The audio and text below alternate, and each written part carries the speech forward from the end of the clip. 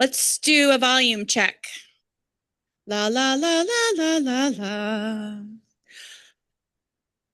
How's the volume? Courtney, can you hear me in the back? Marilyn, can you hear me in the back? All right, is this okay for everyone? All right, so Dave, that piece of paper is for you. You're welcome.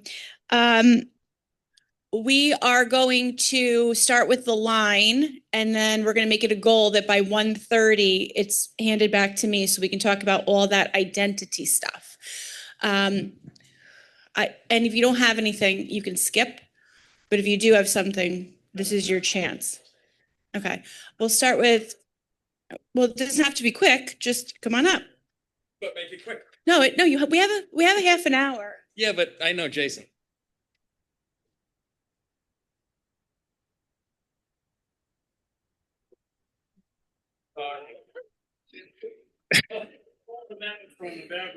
Hi, everybody. Phil Cavallo, Director of Dining. I just wanted to talk about this upcoming Sweet 16 birthday party that we're having at Woodland Pond for next Thursday, just so everybody can be on the same page, everybody knows what's happening, everybody can get excited about it. It's a 1950s themed, dressed to the nines. Everybody's going to look cute, I'm sure. So on Thursday, we will be doing a complimentary breakfast in the pub from 8 a.m. to 11 a.m. Continental. Yep, complimentary continental breakfast. After that, we will be setting up the pub and the dining room for the festivities of the evening. We will be offering lunch to go only, so the bistro will be closed. If you want to order lunch, we'll be able to deliver it, or you can pick it up. So there will be lunch service, and there will be a complimentary continental breakfast. At 11 o'clock, everything will close so that we can turn the place into a 1950s soda bar. The party itself is going to start at 4 o'clock. We will have a welcome drink along with the bar that'll be open from 4 to 8. We'll have a specialty cocktail called the Pink Lady. We'll also have some egg creams. We'll have a milkshake station. The milkshake station will run from 4 to 7. We'll have a cold appetizer grazing table that'll be available from 4 to 5:30. The dinner buffet will be available from 4:30 to 6. And we'll have past hors d'oeuvres from 4 to 5:30. We'll bring out dessert after the 6 o'clock closing of the buffet. That's when I believe Michelle will be speaking and handing some things out and doing all that stuff. So we kind of want to pack it in, but it's going to be fun. It's going to be exciting. The menu and a DJ and a photo booth, dance floor, disco ball. Yeah, disco ball. So should be a lot of fun. And we are asking for everyone to sign up for that, and that sign up is at the concierge. And actually, the deadline to sign up, the kind of deadline is tomorrow.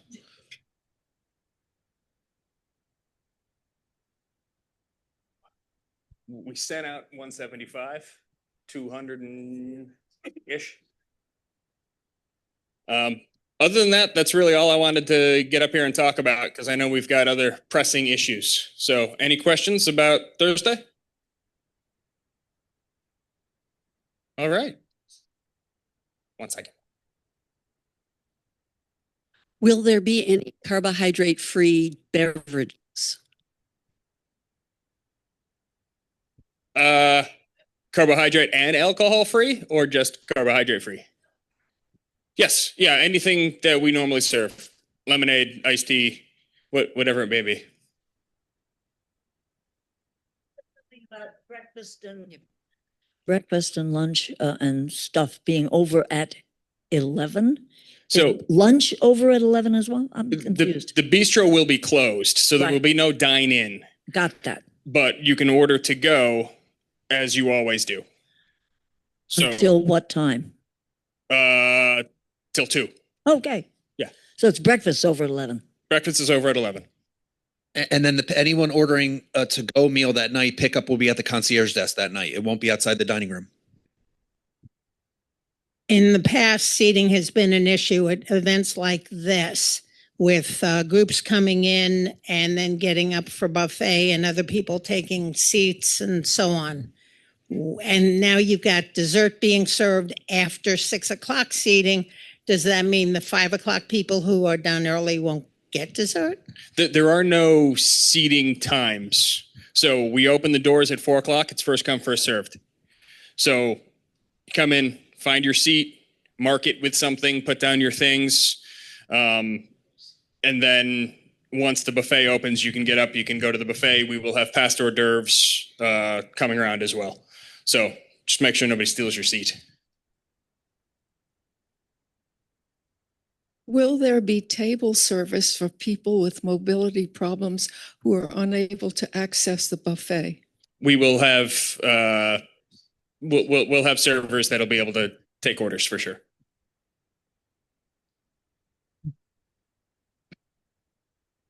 I love the DJ, but what about, do you still have, does Woodland Pond still have where you could sing a song? Karaoke? Karaoke, yeah. Is it still, can that be set up possibly?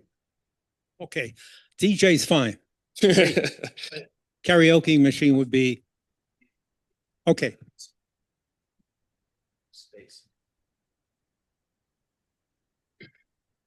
Dance floor? Yes.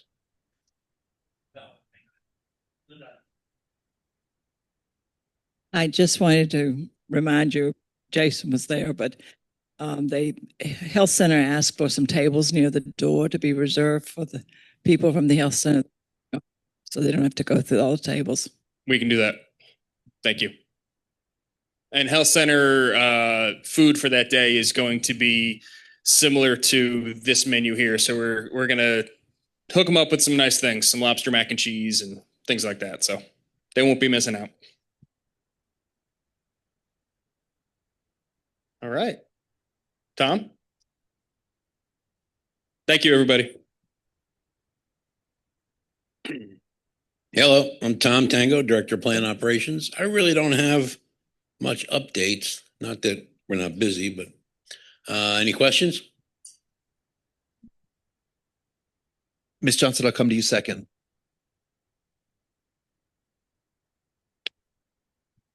It seems to me that the drinking water in our faucets has a musty taste. Is this due to something that the town is doing or not doing? Well, I would say the first thing is if that's what you experience, call concierge and put a work order in, because we'll come. It might just be as simple as maybe there's a clog in your aerator on the faucet. Could be that simple, but I am not aware of anything to do with the village water. They haven't said anything. They always do if there is an issue, and everything else has been the same. So it could just be something, with your aerator, maybe. Tom, this is a repeat for me, but others might want to know about the spa. Oh, the spa should be back up. I'm going to say tomorrow, but like I told Ann, don't hold me to that. But it should be tomorrow. It was a part we had to get.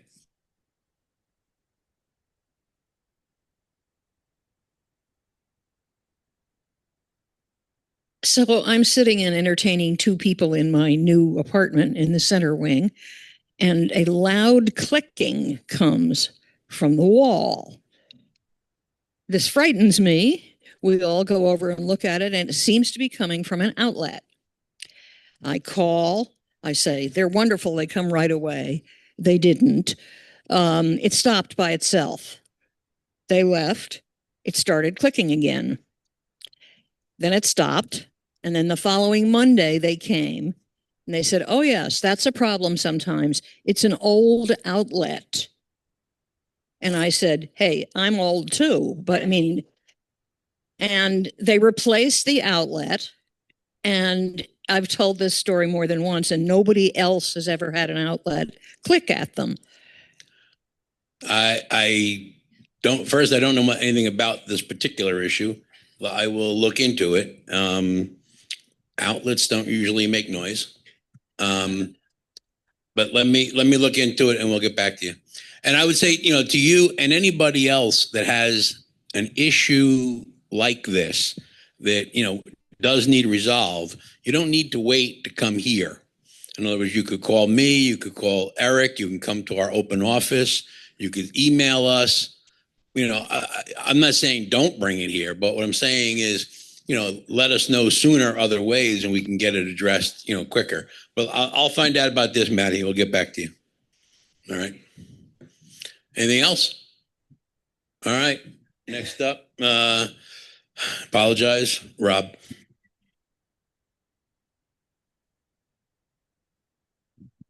Good afternoon, everyone. I'm Robert Dunn, Director of Environmental Services. I don't have anything off the top of my head. We did the carpet last night for the party, so we're working on that. Anything that you guys have for me? No? All right. Good. Anyone? Sarah?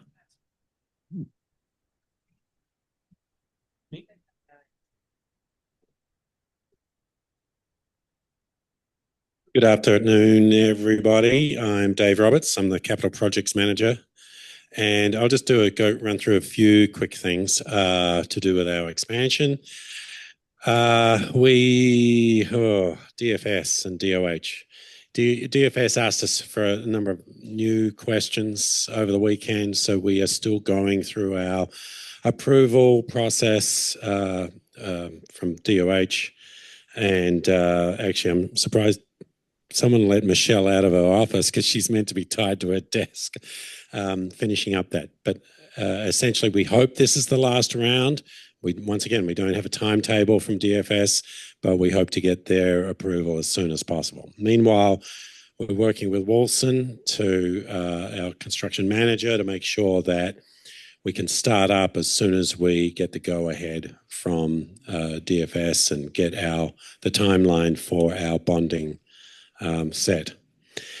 A couple of things that we're doing in preparation. I spoke to Mark Eisenhandler this morning. He said that he's going to start transplanting plant material away from the areas where there'll be construction so that we, don't just throw away plants, and he'll transplant those to areas. So you may see that going on in some of the areas where there's going to be construction. I'm getting the talk up signal from the back. The other thing is, there'll be no logistics group meeting this Friday, but I'll send out an email about that, but I thought that was worth mentioning. We are also working on the mobile kitchen. While the kitchen is being renovated, we will be utilizing a mobile kitchen, a mobile dishwashing unit, and walk-in refrigerators that will be in the loading dock.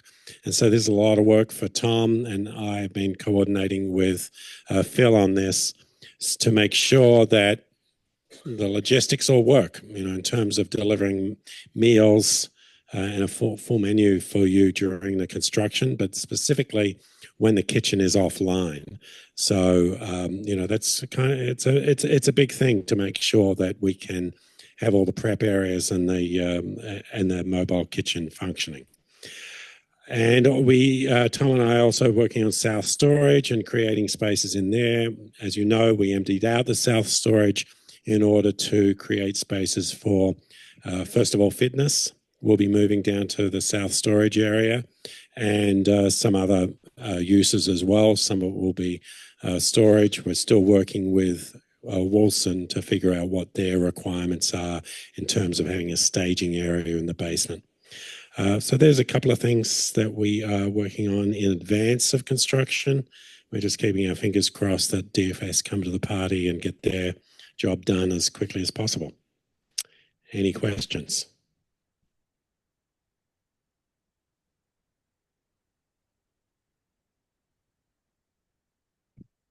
Dave, since there's not going to be a logistics meeting this week, bring to your attention a crisis in parking. My wife did a survey during regular business hours, and if there are 84 parking spots are going to be eliminated because of the fencing for the construction, there are only 97 open spots during business hours, and it's even worse when shift change at the health center and the rest of the building. So we really do have a parking crisis, and we need to have a plan long before the fences go up. Oh, I agree with you. And I think that I'm yet to meet with Anthony, our site superintendent, and when we start construction, you'll all meet him and be able to recognize him. But I will. We're working on reducing that area, so that staging area, and figure out exactly what they need. I didn't catch exactly when you would be starting on the south storage wing. Clean that out. What the original plan is that going to happen soon? Well, the south storage is cleaned out, so all the resident storage has been moved out of there, and so now Tom and I are working on a plan to put up temporary partitions and bring electric to that area. Where, of course, if we're going to have people in there, we need it carpeted, painted. We may need to make sure that the HVAC is working in there, that the lighting works, and so on, and also that there's some of the safety requirements in terms of exit signs and that sort of thing.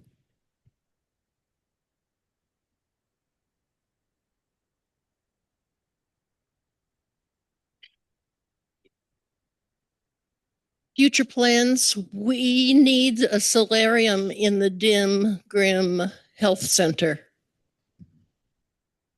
So we have completed sort of not just schematic design, but beyond sketch design for the health center. And next year we'll be revisiting and starting up that design in order to progress it through design development and construction documents. And we have identified the need to not just have one solarium, but also introduce a lot more light into the common areas, the common living rooms and dining areas for all aspects of the health center. Tomorrow. That's part of 2028 funding. So that would start in 2028. Dave, you mentioned moving things to the south area in the basement. Is there any thought of putting in a pottery studio at that point? No, not at that point, but because I think through this first phase of construction, we're going to need that as swing space for temporary uses. But we will plan for a ceramic studio, and I'll meet with that group in plenty of time in order to start to plan that out. Yep. With regard to the south storage room, will there be toilets put in? There's no plan for that at the moment, and I know that's a challenge. I don't know what our options are. Yep. Not interior. So yeah. Yeah, I mean there are the ones that exist, up on this level. So that's an elevator ride up. Yeah. There is one in the basement, but that gets a lot of use from staff. Yeah. How long will the kitchen be out of use? So that's a great question, because initially they were looking at, they tied it to the main dining room, which was a 4 or 5 month length, but we're restricting it down. We hope 10 weeks, 12 weeks, 8 to 12 weeks, somewhere in there. So what we have said to Wolson, and our strategy here is to take the entire kitchen offline so that they can just do their work in there without having to phase it around, that functioning. And so that will make it go quicker. And we also know that we need to fast track that as quickly as possible. Dave, is there any plan the health center skilled nursing and care? It's something that Michelle and I have discussed recently, and it'll be a discussion that we have with the DOH when we advance that design. Of course, now our plan for the satellite is to have 94 units over there, so that's an increase on what we were sort of imagining at the first round of design. So, as I say, that'll be a discussion with DOH to satisfy what they need. And we sort of know that we can add a certain number without too much complexity in the health centre. That's it. All right. Thanks very much. No? No? Anybody? Oh, you have them. Okay, I've got 6 minutes. Going to talk faster than he usually does. I am Jason Irish, Director of Resident Life. I'll get through this quick. The first thing I'll talk about is going into October. Obviously, Dave has talked about it. You've heard about it from Michelle with all the changes that are going to happen, specifically with rooms. The first 2 rooms that we're taking offline the first week of October are going to be the game room and the classroom. Carrie, after this meeting a little bit later today, Carrie will reach out to the group leads of the groups that generally meet in those 2 locations to discuss alternative locations going into October. But the first week of October, we're going to put out a 2 to 3 week calendar, which will be temporary, at least through October, as we have to adjust locations and groups, where they fit, where they don't fit. But look for that for the first week of October. You've heard it from Dave and you've heard it. Construction's not going to start the first couple weeks of October, but we're going to get everyone in that mindset and everybody moving in that direction early. We're going to clear the rooms of all the furniture that are in there. We're going to move them to the temporary location. There's going to be furniture moving. I'm not going to get into specifics, but furniture will move. And with that, again, Dave has talked about it, Michelle's talked about it. We need, including staff, we need everyone's understanding, cooperation, patience during at least October and November as we figure things out. We're figuring it out just as, everyone else is. And that goes, I'll mention this as well. Carrie plans in October to have a time where anybody can go and talk to her, express, their concerns or their frustrations or, how things are going with their group, but she'll have a dedicated time each month to talk about, certain groups and how things are going. All right, well, here's one thing that is positive. I've talked about this before. Our murder mystery dinner is a go for November. The dining room, Phil didn't talk about it, but the dining room renovation is getting pushed back until after Thanksgiving. So we'll have the use of our main dining room for the murder mystery and obviously the dining room up until after Thanksgiving. We're going to put out some information this week, probably in the Chanticleer for signups for the murder mystery. We have a max at about 80 residents right now. So we're going to need signups at the concierge desk. Look for that in the Chanticleer this week. One thing I'll mention, I know I'm bouncing around here, Matt, because he's standing there. He has a new fitness class on Wednesday mornings at 8 a.m. here in the PAC. It's a circuit flow. It's new. We just want to, get more people coming early. If you're interested in circuit flow Wednesdays at 8 a.m., please come. Talked about that. I'm going to leave that for last.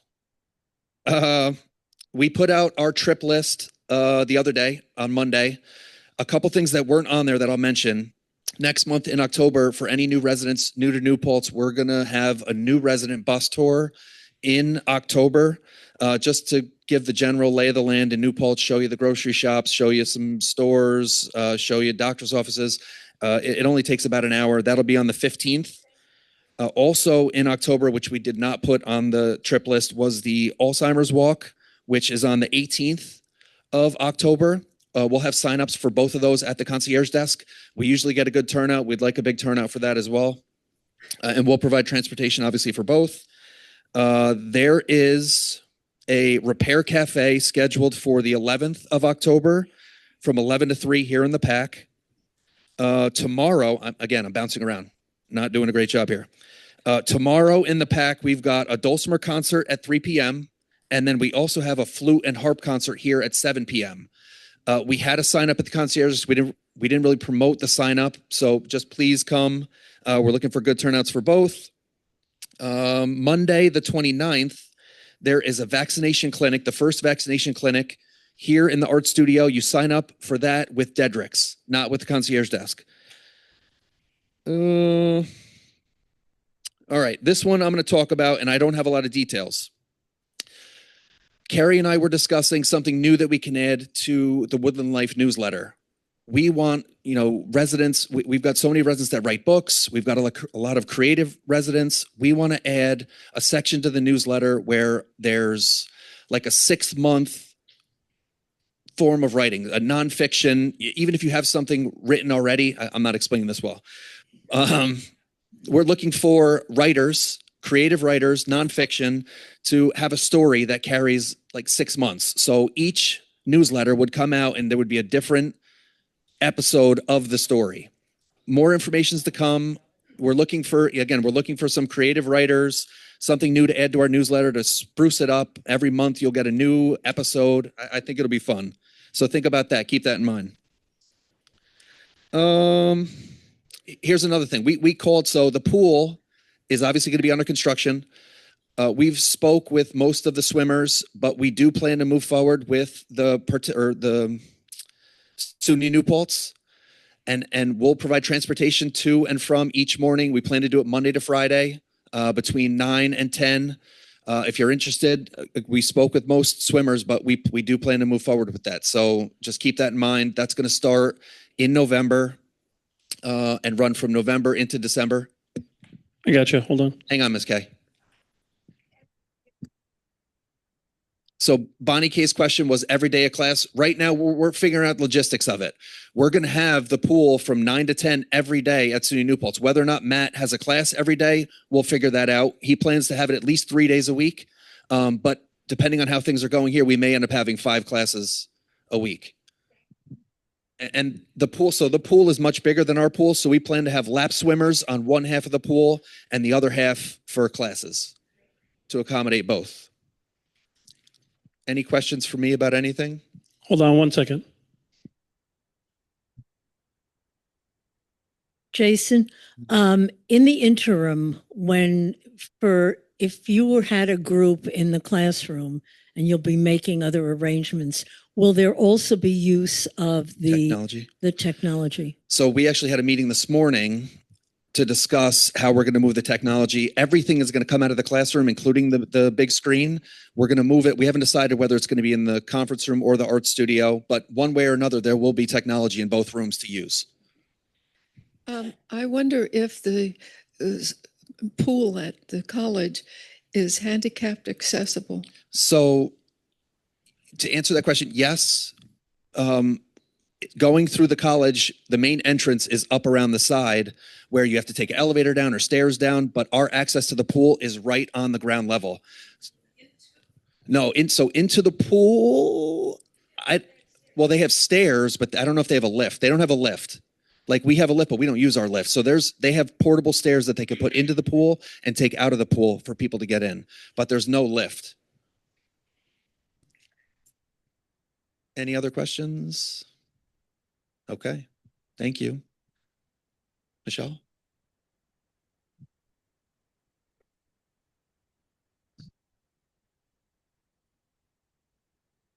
Thanks, Jason. All right, does anybody have any questions for anybody that's up here that didn't say anything, or any of the people in the peanut gallery?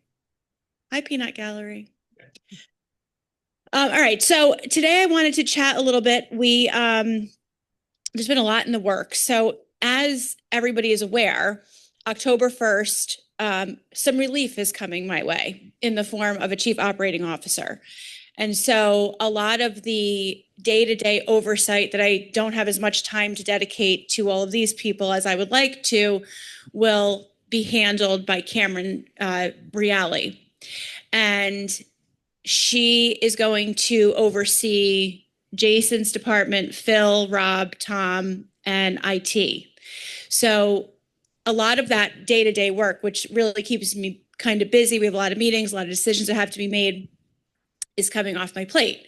And part of the reason that the board felt like that was important is because it's the time now that we as a community need to figure out what's our next generation, right? What is our next phase? 16 years we've been here, and we're on the cusp of, renovating the campus, expanding our mission. It's a good time to reflect. It's a good time for us to figure out something that we've never actually done actively before. We have gotten to the point over the last 16 years that we are clearly excelling at what we're doing in terms of the core basic continuing care retirement community aspects. No, we're not perfect, but the fact that you're all here, our wait lists are years long, we're ready to expand, tells us that we're doing something right. What would you say, 75% of our referrals come from residents, if not more? So you're satisfied enough to be referring your friends to the tune of at least 75% of our referrals, and we're happy to be there. But it's not enough for us anymore, just to sort of level out. We are now ready to move to the next level. And I can't quantify exactly what that means, but when I have talked with several of you in my office over the last, I don't know, couple months, I've sort of just, and then I did this at new employee orientation. What I want to walk away with on the other side of this process, which is not determined yet, I have no idea what the process is, but on the other side of this, what I want to end up with is if you have 10 CCRCs like Woodland Pond that are all, you know, in good standing, full, although no one's as full as we are, what is our distinction, right? What makes us distinct? What's our personality? What is our identity? You know, we're not just a continuing care retirement community. That to me is like a bricks and mortar kind of thing, very transactional. But we feel more than transactional, right? So we have a layer here of community and connectedness that I think gives us the opportunity to really create a distinct identity that is unique to Woodland Pond. And if those 10 CCRCs were lined up, we would be able to say, we are a CCRC that is proud of X. This is what we want to be either achieving regularly or striving for. This is what we think we excel at. And then to identify those characteristics and double down on them, right? So if we say that we're a community that absolutely just loves, let's say, music, okay? We are a musical, I'm not saying this is the way we're going. I'm just using this as an example that you can understand. If we say music is our identity, so you have a choice to go to any CCRC that you want in New York, any CCRC in the country, but if music is where your soul is at, we have made ourselves the CCRC that is for music. Because some of you have visited multiple CCRCs. I don't know if anyone in this room, but when I've asked you sort of what made you pick Woodland Pond, more times than not, the answer is the people. I walked in and you could immediately tell the concierge, somebody coming to run in to help from the admin office, a neighbor saying hello, are you okay? So we already have the building blocks, but how do we then really capitalize on that? And yesterday, if you watched my address, you heard me say that it's not just about creating new things, but it's also about kind of removing some of the things that maybe don't work for us anymore. And one of those things is language that was on our vehicles. I don't know if it's done yet, but it's in process. So all four of our vehicles, so the vans and the buses all have, you know, identifying language on them, that this is a Woodland Pond vehicle. And some of them, if not all, had language that said, because yours is an extraordinary life or an exceptional life or something. And I don't remember, it wasn't me that picked it, it wasn't you that picked it, but we used to have a hired marketing firm before Shannon brought her talents and Courtney followed suit, and we took that all in-house. And those firms are really, you know, they're driven by kind of find a slogan or a catchphrase. And when you don't have anything else 16 years ago, and you want people to come to Woodland Pond, it seems fine to a marketing consultant from Buffalo or for wherever she's from to say, let's say it's because you have an exceptional life. And that might have worked, you know, but to me, it's an exclusionary phrase. It's not a welcoming phrase. it's sort of a value proposition, a judgment. And I don't know what replaces it, but for now, we have all kind of concluded that it's not who we think we are. We don't think that we are elite. We don't think that we are exclusionary. And I hope that you all feel the same. I feel that we provide elite services, but I don't think anyone in this room would want to be identified as someone that is elitist. And I think that our language has to follow suit. So there will be more to come. But the first thing you will see is that the website has been scrubbed of that kind of language already. And the vehicles are in process.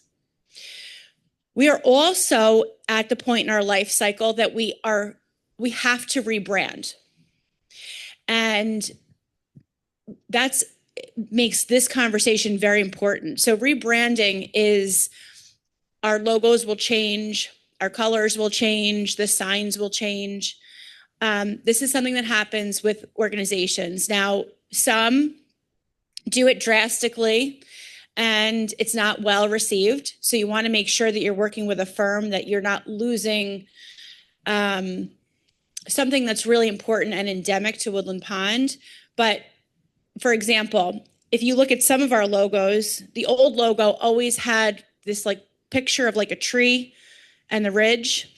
But if you look at it, the font is kind of really small and it's really kind of hard to tell what it is. So without announcing it and without making it a big deal, over the years, we've used that less and less. And that was our original logo. That was our original brand. So as part of rebranding, it's going to necessarily require that we update our website. We're going to be working with a marketing consultant nationally that just does senior living to work with residents, prospects, our staff, to really delve in on what do you feel is so special about Woodland Pond that it needs to start to become more our identity. So you don't just start with new phrases and you don't just start with a new mission statement. You really have to be introspective and really think about how have we gotten here, what makes us special, what makes us distinct, and where do we want to go? That being said, we've never gone down this road before, just like we've never gone down the road of a capital campaign or renovations to this extent. So as we go through this process, it's going to be participated by all of you.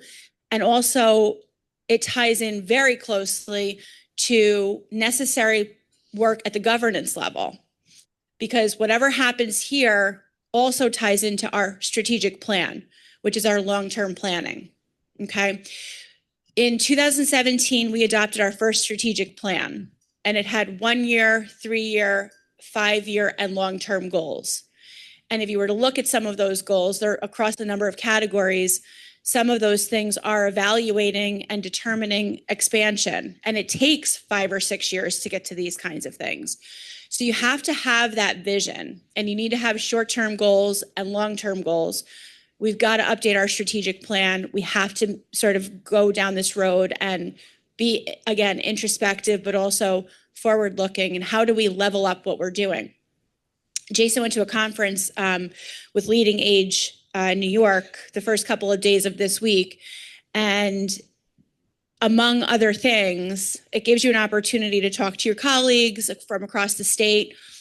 But Jason came into my office first thing this morning. I don't even know if I had my lunchbox down in my office yet or not. And he was so excited to talk to me about all of the immersive technology that is available to support people in the cognitive impairment and memory care spectrum.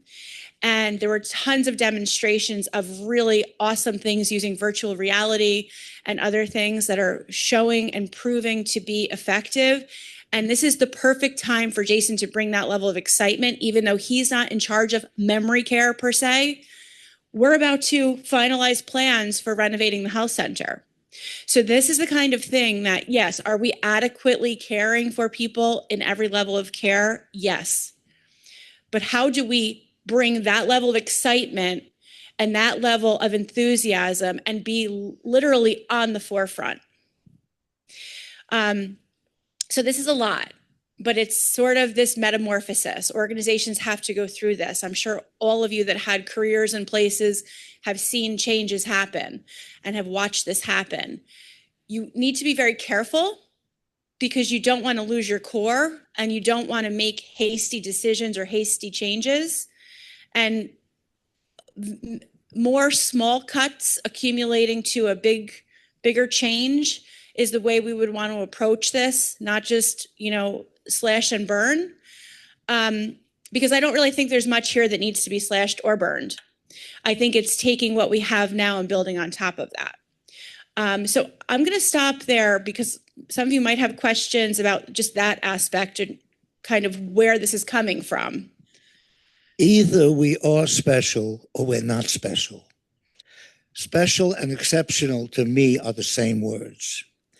We are, as a group of people, education-wise, are exceptional. As far as our life experiences, we are exceptional. So I don't understand why we are afraid to use exceptional. So I don't think this is who we are. And this is completely what agree with you. attracts people to this place. So I think you're on the right track. And as I said, we haven't decided what we're going to replace this with, but there's a difference between saying exceptional and saying why you're exceptional. And I think it's the why and what makes you exceptional. That's the story. Still attracts people to this place. Well, we can debate that. I mean, we have lots of time to rebrand, and this is going to be, in many ways, a discussion. But you bring up a really good point, because one of the things that I've had extensive conversations with, there's a woman who had a mother that lived here, and the mom died a couple of years ago. But the woman and I formed a relationship, and she, for whatever reason, we ended up being somewhat kindred spirits, and she's sort of taken me on as in a mentor role. She came to see me a couple weeks ago because she watches all my addresses and she loves to give me that motherly advice. And she has a lot of wisdom. She doesn't use the word wisdom, but as I reflect on what makes her someone that I feel compelled to listen to, it's because I can feel a sense of wisdom in her. And wisdom is different than book smarts and street smarts. And I think there's two aspects to this that we absolutely have to draw on to prove, not to prove, because we don't have to prove it to anyone, but to demonstrate the exceptional level of wisdom in this room, but also to find a way to not only service our retirees and our seniors, but to honor you. And this was a discussion that Jill and I had, and talking about how it's so important to not just take care of, make sure that someone has their water and their safety and their transportation, but to take each and every one of you and honor your life experience and honor who you are. And really kind of thinking of the mindset of it's not enough for you not to feel like you're not seen, but that you're actually recognized and heard and seen. You know, we try hard to say hi to you by name. We talk about it at orientation. We don't want any of you to feel invisible when we walk down the hall. But now it's time to start really honoring you and honoring, Deborah keeps raising her hand, and honoring your wisdom. And I think that is how we demonstrate the exceptionalness of this community. What we actually call it still has to be determined, but I think we need to do it and figure it out and do those things, and then it will come. I have a question for you, which has nothing to do with this. A rumor has spread that yesterday the flag was at half-staff. If it was, why? Was that a holdover from September 11th? Yeah, so it was supposed to be at half-staff through the 14th for September 11th. So if it was still down, that's why. And if you ever see that and you have a question, just let concierge know. It doesn't need to be a rumor. We can fix it. Your question about who we are is really interesting because one of the things that I've noticed in asking people what they've done with their lives is we have a lot of clergy, librarians, professors, teachers, and we don't have too many CEOs of tech companies or oil companies. And it seems to me that one of the features of this population is their life experience and their willingness to pitch in.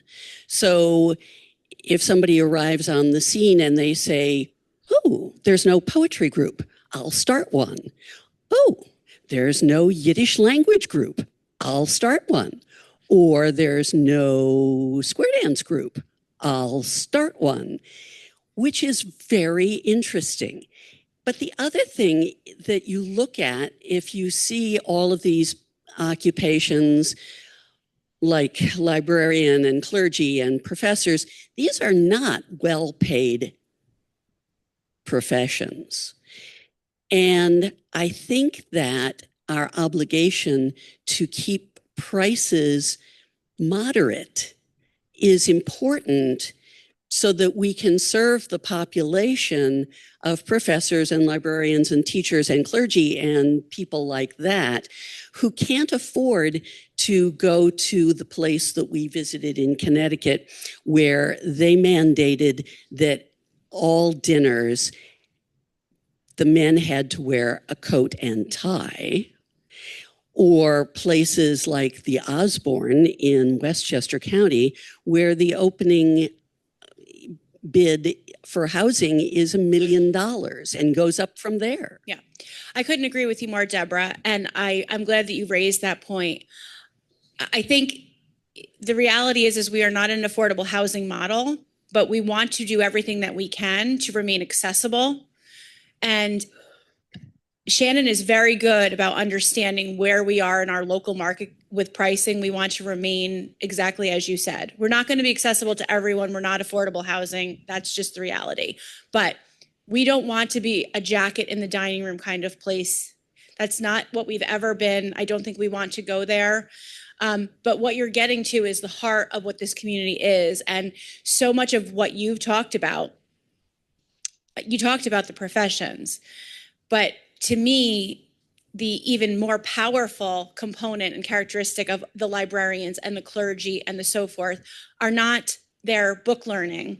It's those incidental experiences that they've had because they had that role and the wisdom that has grown in them because they have had so many interactions as a clergy person. It's not so much about the theology, but it's how they've gained so much wisdom in that career. And then how do we then translate that into honoring every single one of you and your to-come counterparts?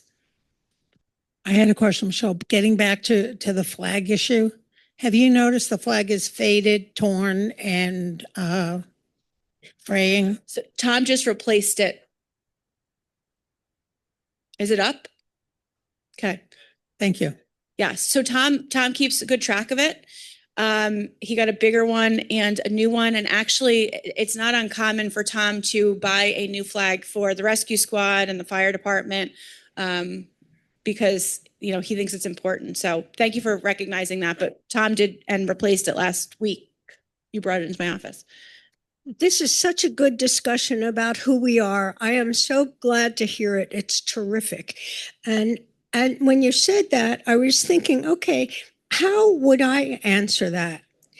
And I was thinking that the way I would answer that is to think about what I love about being here and what I wished I could love about being here. And my answers to that, I love the warmth and the interesting people. That's my top of my list. But along with all of the people that you mentioned, we are a very educated bunch. And by that, I don't mean advanced degrees. because there are a lot of people here who have fine educations and they got it themselves, not in a classroom. Makes us very interesting. So what I wish I could love about this place is more of an intellectual series of activities that are part of the identity of Woodland Pond. So that's a great opportunity for you to take those ideas through the activities committee. You know, we didn't have one before. And part of the reason that we wanted to make that change and invest in that time and that organizational structure is to make sure that our programming really is meeting the needs of the residents. And I feel that it really does need its own spearhead, its own direction, so that it's not just, you know, sort of a rudderless, you know, I mean, obviously we've got Carrie, we had Gretchen, but our calendar shouldn't be filled with their ideas. Our calendar should be filled with as much of your ideas as possible. So now you have a representative group in the activities committee to do that. Go ahead. I'm thinking also about the things I love about Woodland Pond and that I would not want to lose. And the one that has really struck me the whole time, I've only been here a year and a half, but people are so, along with being smart, which I really would not want to lose, but they're kind. People are kind to each other here. We have community here. We really do have community. And I want to make sure that however you are growing, because I said this last year, communities get too big, they stop being communities. I want to make sure we don't. Yeah, and I think that that's a great point. And, you know, I've talked before about how we are distinct among our peers in that we currently allow all depositors to come on campus while they're a depositor. And I think that that's very helpful in that ongoing integration. So right now we've got 69 units with deposits on. 62% of those are actually couples, which for us is unheard of. We generally run at 30% for couples. So right now we're seeing a significant amount of that. So those people are invited to come. Did any of you take advantage of that and come to any programming? Some of you. The new PAC is going to afford us a great opportunity to seat as many more people. I'm thrilled to see that this room is full today. It's been a long time since management Q&A was full in person. The new PAC is going to double the capacity. And so we're going to really want to do a lot of integration with the new residents coming so that it's not just everybody comes at one time. The satellite campus is going to be different though. The satellite campus is going to have its own personality. And one of the things that we're working with actively right now is those communities before us that within the last 6 or 7 years have done just this and talk in depth with their programming people, their executives, and say, you planned this and you did this because the specialist told you you should, but now you've had it for 6 years. What would you have done differently? What do you love about what you did with your satellite campus? And what would you have done differently? There's absolutely no reason we need to recreate the wheel on this. We are behind the curve in CCRCs renovating and expanding. The good news about that is we have a deep bench of single site CCRCs that are not-for-profits across the Northeast that have already renovated and expanded. And so as we go through this, their experiences are going to be something that we draw on and figuring out how do you make sure that as you expand, you don't lose your identity. But it's absolutely on my mind. Specifically community. Yes. I know. And I agree with that. And ours has come organically. You know, it's not something that, you know, you can really plant a seed and make it happen. I honestly think that that feeling begets that feeling. So if someone is being welcoming to you, you're more likely to pay it forward in that way or to reciprocate. If somebody's crappy to you or standoffish, you're more likely to reciprocate that. So I truly think we're basically taking it and paying it forward, and everyone is sort of affected by that. And I think it's a positive thing. I think, go ahead, Annette. I think we've mentioned friendliness and warmth and so forth between the residents, which It certainly is an outstanding part of Woodland Pond, in my opinion, and everybody else's apparently. We also have to think of the effects of the surroundings on us. And I know that some of the dining changes may not have been helpful that way, because if you're always eating with the same old friends over and over, you're not going to be meeting other people and being friendly. And heaven only knows what's going to be happening in the future with that kind of thing. But the physical, we need some space to be together, to meet. And sometimes people eat out and meet outside of the dining area. But there isn't a whole lot of actual casual meeting places. We do have lounges, and I think that makes effect. But the surroundings have a big impact. Yeah, I mean, that's been a pervasive discussion that we've had with the designers from day one. They're talking all the time about how do we make our seating elements and our areas attractive for people to come and want to sit down and just hang out. You're going to see a lot of that when we renovate the corridors, because all of those alcoves are going to turn into something that's a lot more welcoming and warm than what they are now. Right now, they're kind of a pass-through with a comfortable chair, but there's really nothing, I mean, with the exception of a couple of them that you have all appointed with your own personal things. We have not, with intent, created those spaces. And so, for example, one of the things I absolutely want the designers to help us with is figuring out furniture and conversationally based furniture layouts for the end cap balconies. You know, we've never even furnished those before.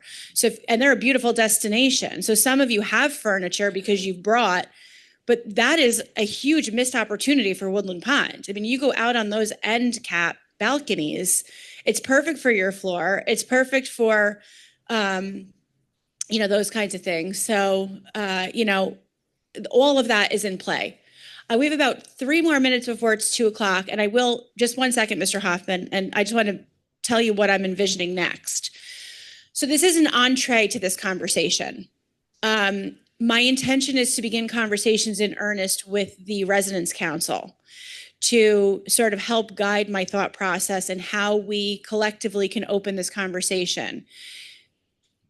That being said, I have had, I don't know, a dozen of you in my office in the last month to talk about things kind of along the lines of the community gathering policy and opportunities for those kinds of discussions to happen. They've been fantastic conversations. They have been very fruitful. And those kind of conversations I want to continue one-on-one in addition to talking to the Residents' Council. So once Cameron's here, my calendar will have more time for those kinds of meetings. But there is going to be more to come on this. I don't have a specific structure or a game plan just yet, but it is going to come iteratively as we go over the next 6 months to the point of where we're going to be, you know, sort of fully rebranded. Mr. Hoffman? I just want to say, you're talking about all the different backgrounds that people come from. Thing we haven't said here is that we're all pretty common, all people oriented. All the things you said today, doctors, lawyers, and Indian chiefs, they're all from personal connections with people. They're not big corporations where they don't have contact with people. Everybody, the businesses you've talked today, the great majority of them are people business. And I think that's one of the reasons that we all get along here, because we've had contact with people before and we continue to do that. So either you're reading my mind or you're reading the same things that I read at night. So I tell you all the time, I get my news from every source. I read all kinds of things. Yesterday, I was reading the New York Times before bed, and there was an article in there about super seniors, as I think what they phrased them, or super agers. Did any of you see that? So what the studies in this particular article were showing is that the people that are considered to be super agers, which is basically, I'll get it and I'll circulate it, but it's your numerical age doesn't match your emotional and intelligence and social age. It's not so much about the physical side of things, but it's about how far you are into the memory care spectrum, how your cognition is. And I wanted to see what it was going to say was the reason. Like, what was the reason behind these people becoming these super agers, that are a standout? And in the studies, it's coming out socialization. So it's when you're connected with different organizations, if you're continuing to do social connection. So we inherently have that here. So we already have a leg up, but I think we can do even better. I think we can make super agers. But it's definitely predicated on socialization, at least in this study that was referenced. We'll go to, we've got a couple, Tamar, Ronnie, Sue, and Jeffrey, and then we'll break after you two. I've read things on super seniors, and they say that the studies show they're 20 to 30 years younger in all their functioning. It could be physical, it could be mental, and it's really striking and very consistent. One more point, the idea of small conversational areas. It's been a thing that I've been feeling since I'm here, that we need little spots where 2 or 3 people can gather, and you sound like you're very much on board with that. Yeah. I mean, we've talked about it a lot. I'm happy to talk about it forever, but I want to make one more point. Exceptional versus wisdom. To me, wisdom has a sense of age. Wise people are old people. And what strikes me here with all the intelligence and activity is the extent that people want to grow and develop and continue to develop their ideas, continue to have new intellectual experiences, learning a language, brushing up on a language. And I think somehow to recognize that this is a remarkably expansive community in its thinking, that it's not just what I've done, but it's what I'm doing now with all the people around me. Yeah, I don't think that there's anybody that could accuse us with our 50 or more committees and interest groups of having not an expansive, but there's always more to come and more to do with this. Looking forward, say 10 years time, do you think the population coming in will be sicker or more healthy? So it's certainly going to be younger. And what does that mean for changes in programming? So it's going to be interesting. I would not have expected to see that on our depositor list, 62% were couples. That to me is something to look into more. Because it's always been 30%, and not on purpose. That's just the way it's always worked out, and that's how it is in the industry. So that's very interesting to me. We've also looked at the legal parameters and opportunities for us to ensure that those people that really are not independent when they're applying or when they're coming through their physicals and things like that, if they truly are not, it doesn't help someone that's not independent to come here. That's setting that person up for failure. So there is some more of that that's going to be happening to make sure that we're bringing in those people that want to be here and be independent, want to participate in the independent living activities, and can do so for, a predictable period of time, although no one has a crystal ball. So we have some opportunities there. And there are higher levels of care that folks that aren't quite appropriate for independent living can consider. We can make referrals if we don't have room, that kind of thing. So I think there's going to be a huge growth in the interest in use of technology. How that's going to affect the community, I don't know. It does scare me a little because I see it with my kids. I see it generationally between my generation and my kids' generation. Technology is helpful because it theoretically gives you more information at your fingertips, but it's also harmful because it reduces in those day-to-day things that you would normally do socially. And so there's been a big push, and a lot of communities, when you come in, you get an iPad. Okay. And the iPad tells you, you get it and you keep it the whole time you're here, right? It tells you every day you wake up and you see, okay, this is what's going on, I want to put in a work order. So you put it in on the computer. I want to put in a reservation, so I do it all through the computer. I want to ask a concierge a question about my transportation, and it's all at your fingertips. To me, that's scary in terms of building community. So you have not seen Woodland Pond do that yet. We haven't even talked about it. There are technology things that I'm interested in. I think there are some aspects of that that are good, and I think we could make it available to those that want to do it on your own devices.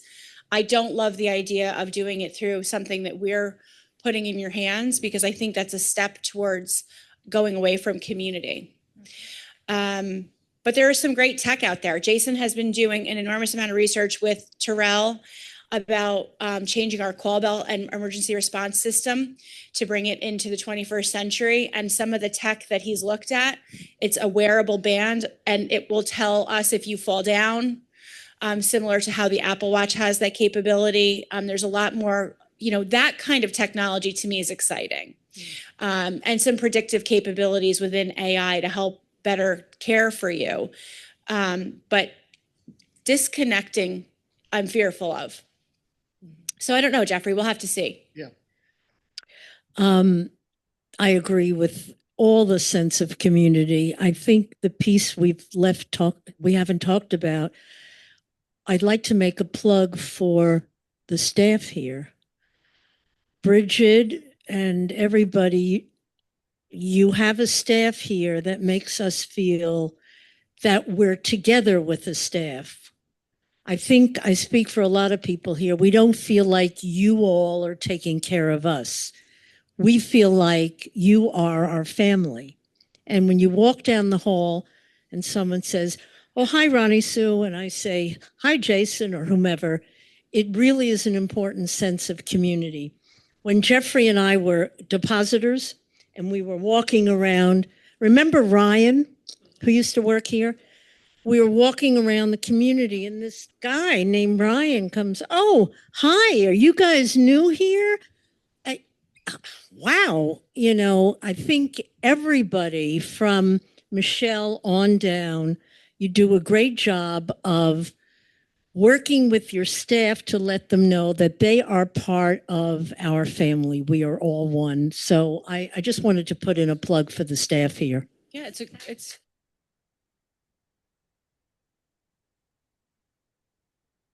now you got to top that, Ina. She got a round of applause. So, well, I just want to know one thing. Since I've been told I'm the youngest resident at Woodland Pond, why don't you go after more younger, retirees? There are people who retire younger, and I think it would be great. No offense to everybody here who's my family, but 66 to 70 or 72. yeah, I mean, we talk about that all the time. We have a lot on the wait list, but we hear the same thing all the time. I'm not ready. And then we hear the same thing a year after they're here. I should have come sooner. Right? Now we should end that on a round of applause. Oh, we had to let. I'd like to speak to that point. I was just going to ask you, I'm not sure what marketing does with the age.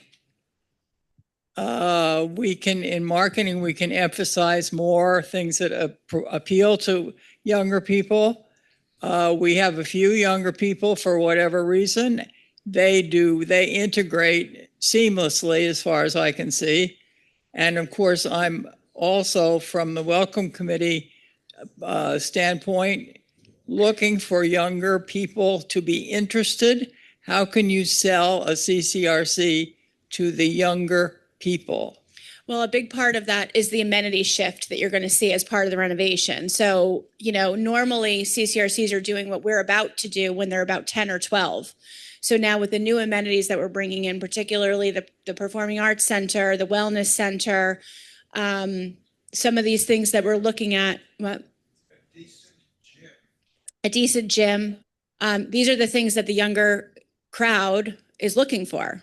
A focus on wellness is a huge thing now. Focus on finding that fountain of youth and investing in yourself and taking care of yourself is really, really important. And so what we're doing with the infrastructure is going to bring us a huge opportunity there. You might have a few testimonials by younger residents.